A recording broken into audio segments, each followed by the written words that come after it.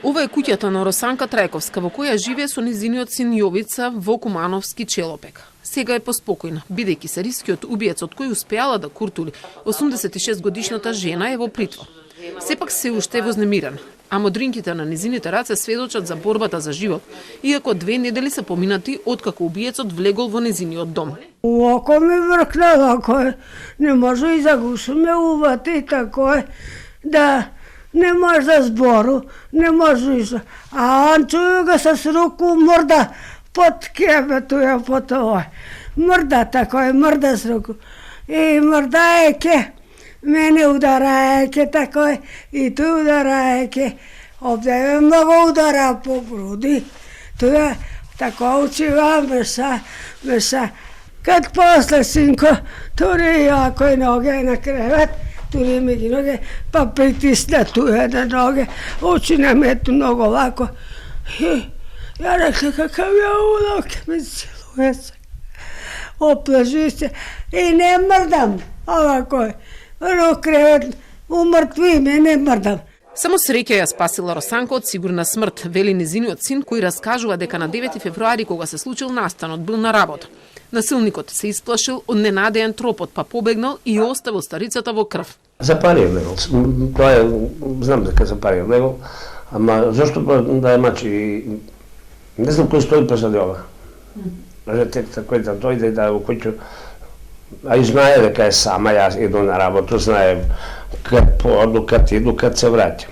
Значи, тоа е све известено и човек, не знам.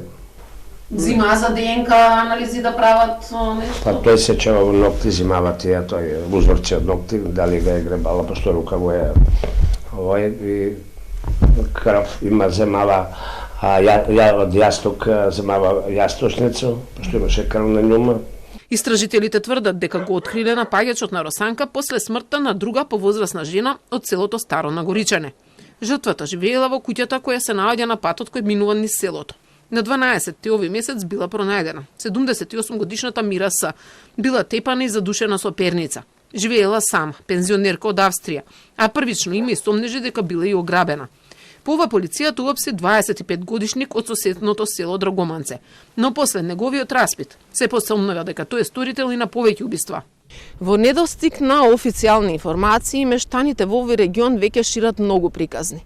Дел од нив дури претпоставуваат дека е можно да се откријат и до 10 случаи со жртви. Најчесто заедничко е дека се работи за жртви жени, кои што биле пронајдени голи, особено во долниот дел од телото. Но никој никогаш не се запрашал зошто е тоа така.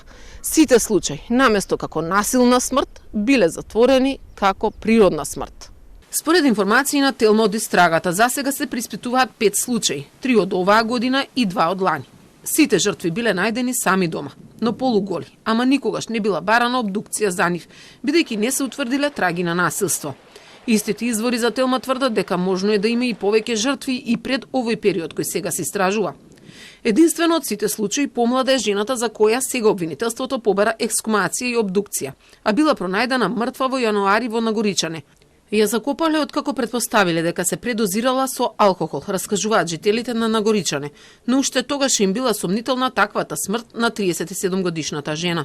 Прва се посомневав за Марија, зашто Марија беше вечерта кај мене на работа, нормално, ниту се пожали дека има болки, беше блиска, мислам ке кажеше мене ме боли или нешто не ми е добро, меѓутоа вечерта Марија си дојде, си пазаруваше, најнормално си замина дома, убиецот после пола сат, ајде да речам, помина кај мене, зеде кафе и замина во истиот правец кај Марија. Ја утре дента, без срам, без ништо, го прашав, ти ли беше кај Марија? Ми рече, не.